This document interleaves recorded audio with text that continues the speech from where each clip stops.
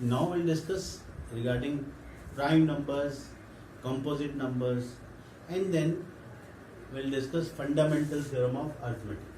Before discussing this fundamental theorem of arithmetic, we'll discuss about prime numbers and composite numbers.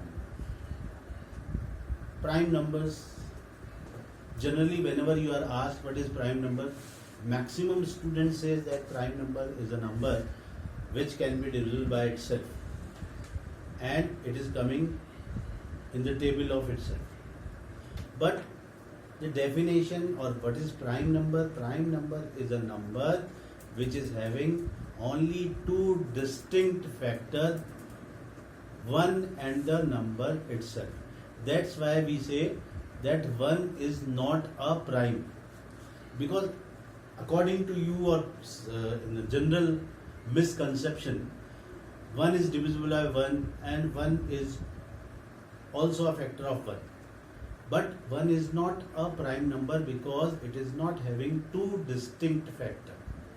So it must be clear in your mind what is prime number. A number which is divisible by itself and one, or it is having two distinct factors, दो अलग-अलग factors. Then the smallest prime number is 2, although 2 is even number, but it is a prime number.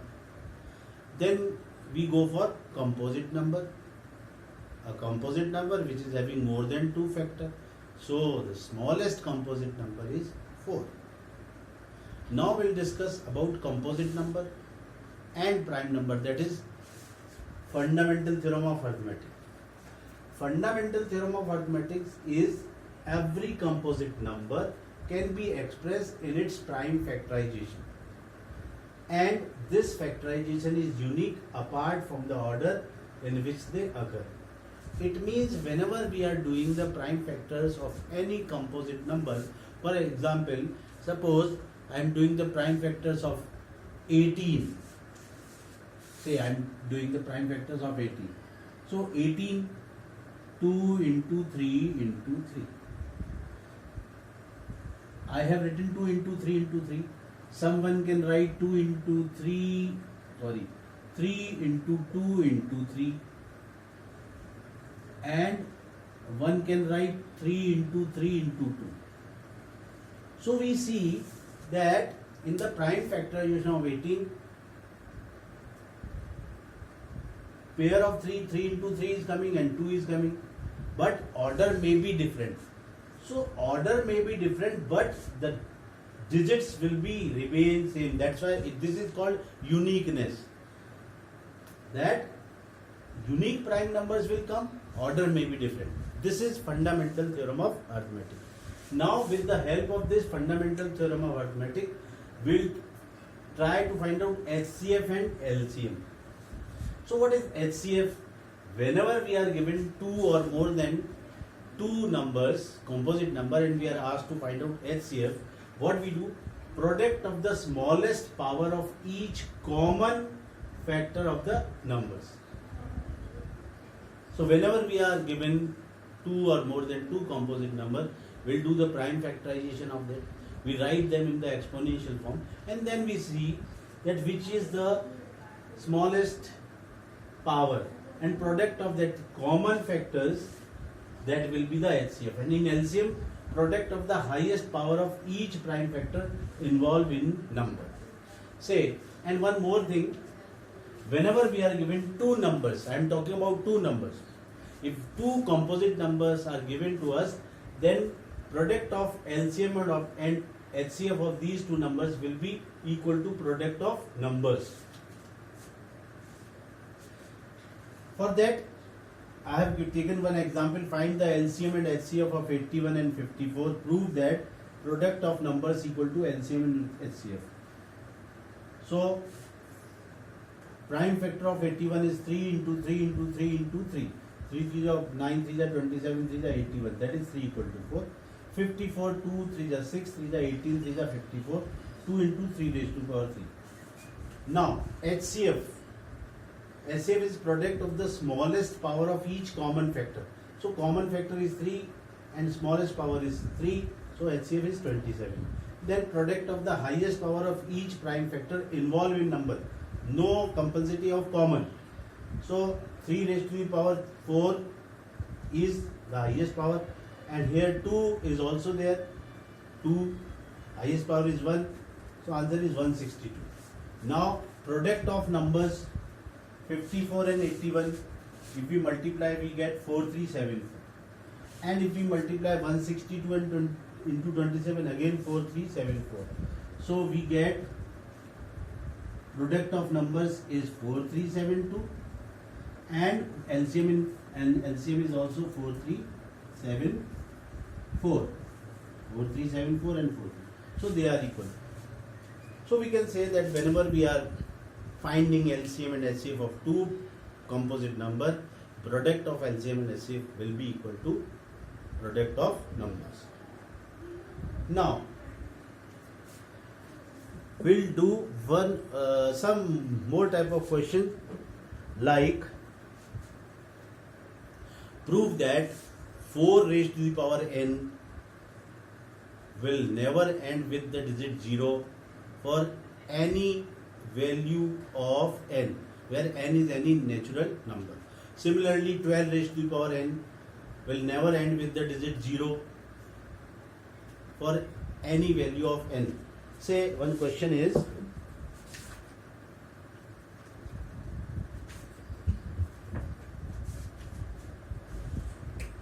check whether 6 raised to the power n can end with the digit 0 for any natural number n. Check whether 6 raised to the power n can end with the digit 0. 6 raised to the power n. First of all, because we want to check, we must know what is the question. We have to check that 6 raised to the power n, where n, the value of n is natural number. N is natural number. Will end with the digit 0. We know that whenever any number is ending with the digit 0, say 1, 2, 3, 0, 4, 5, 6, 0, then it is divisible by 10. It is divisible by any number ending with the digit 0 will be divisible by 10. Or in the prime factors of any composite number, if a pair of 2 and 5 is coming, then only the number will be divisible by 10, or the number will end with the digit 0. Now the question is, I am writing the question, check whether 6 raised to the power n will end with the digit 0 for any value of any natural number n. Any natural number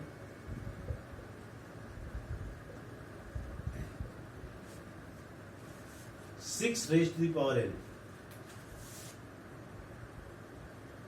Solution.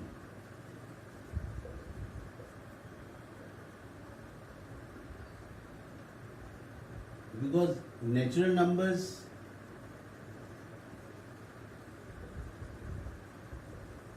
starts from 1, 2, 3, 4 up to n.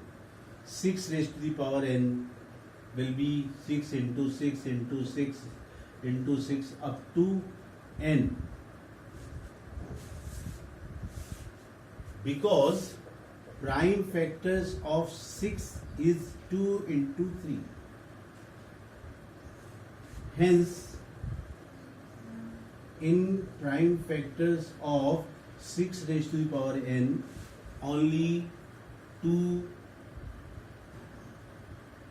and 3 will come,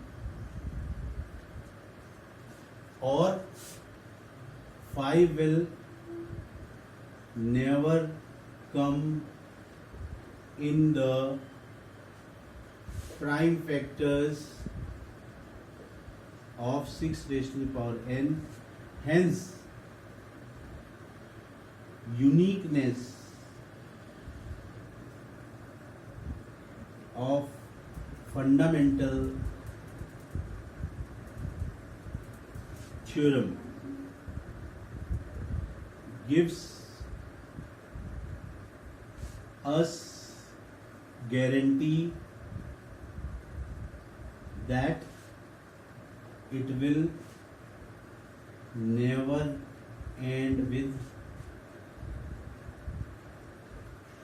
the digit 0.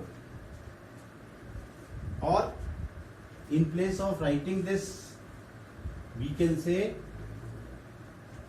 only 2 and 3 will come, or 5 will never come in the prime factor of 6 raised to the power n. Hence, it will never end with the digit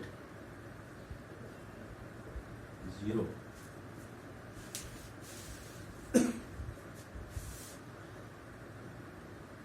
Now, one more question is also given in your book, that is, explain why 7 into 11 into 13 plus 13. 7 into 11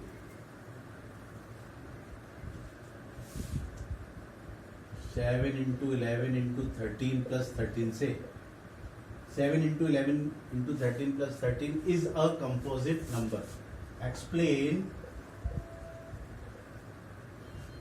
is a composite number. We know that any number which is having more than 2 prime factor is a composite number. Here 13 can be taken as the common, say 13, 7 into 11 plus 1, 13 into 78, 13 into 2 into 3. So it is having more than 3, because it is having more than 3 prime factors and more than 2 prime factor. It have more than